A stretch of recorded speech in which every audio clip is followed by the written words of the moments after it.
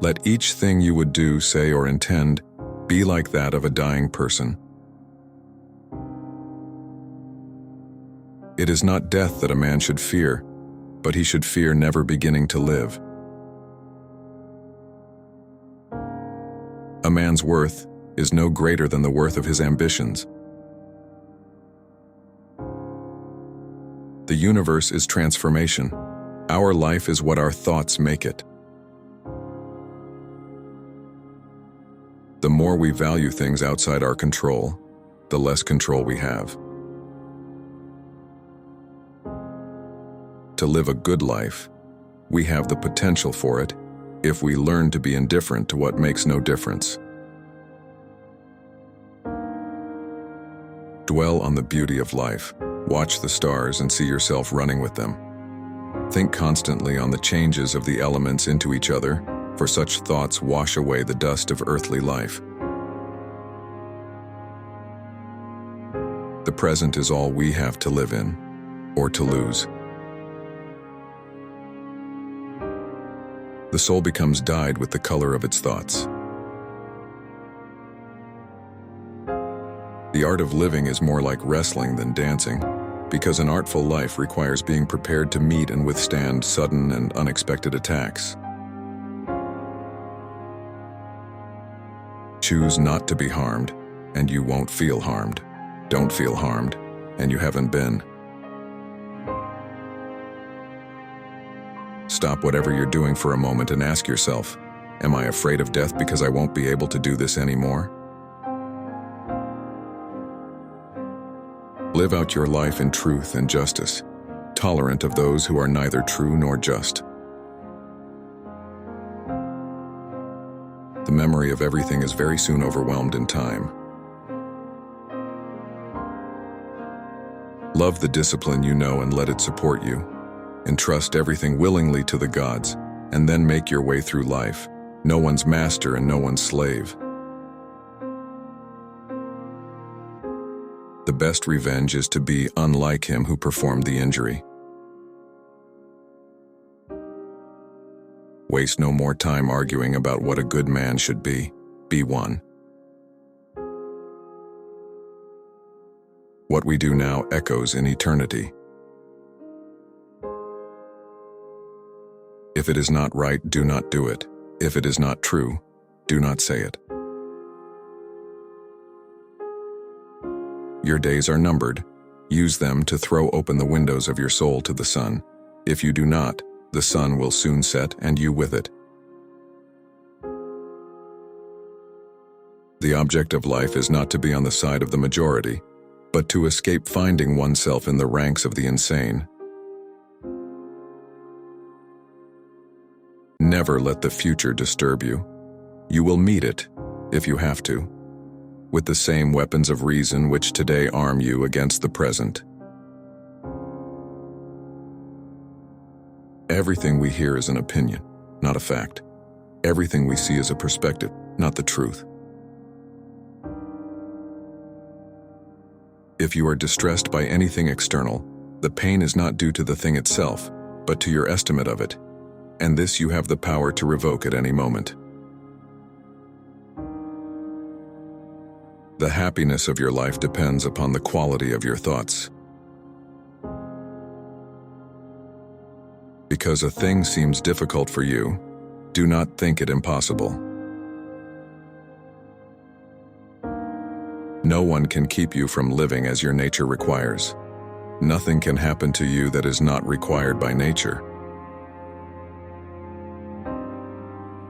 The first rule is to keep an untroubled spirit. The second is to look things in the face and know them for what they are. Accept the things to which fate binds you, and love the people with whom fate brings you together, but do so with all your heart. Do not indulge in dreams of having what you have not, but reckon up the chief of the blessings you do possess, and then thankfully remember how you would crave for them if they were not yours.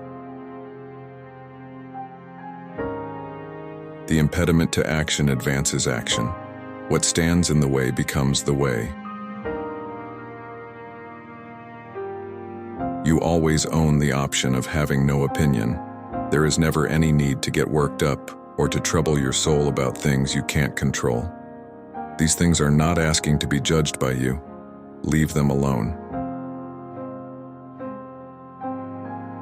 The best answer to anger is silence. When you arise in the morning, think of what a precious privilege it is to be alive, to breathe, to think, to enjoy, to love. Whenever someone has done wrong by you, immediately consider what notion of good or evil they had in doing it. For when you see that, you'll feel compassion instead of astonishment or rage.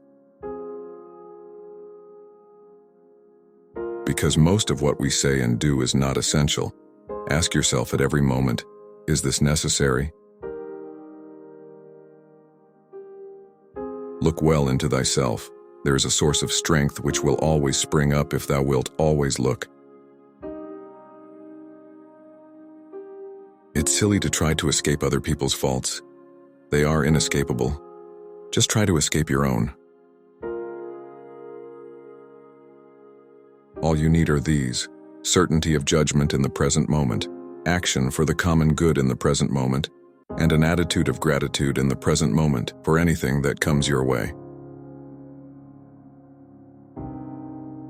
The mind freed from passions is an impenetrable fortress. A person has no more secure place of refuge for all time. Think of the life you have lived until now as over, and as a dead man. See what's left as a bonus and live it according to nature. Love the hand that fate deals you, and play it as your own, for what could be more fitting? A man's worth is no greater than the worth of his ambitions.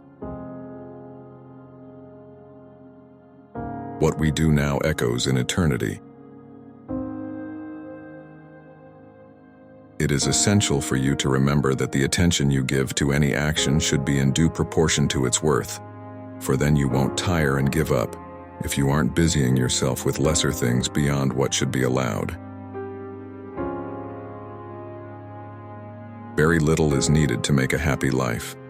It is all within yourself, in your way of thinking.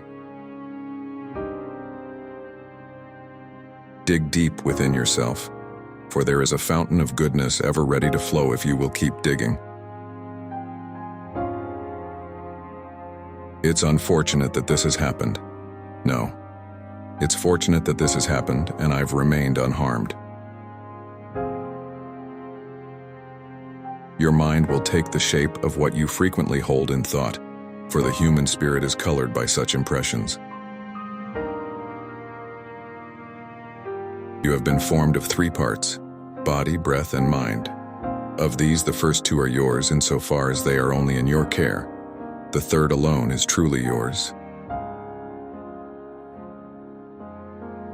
He does only what is his to do, and considers constantly what the world has in store for him, doing his best, and trusting that all is for the best. For we carry our fate with us, and it carries us.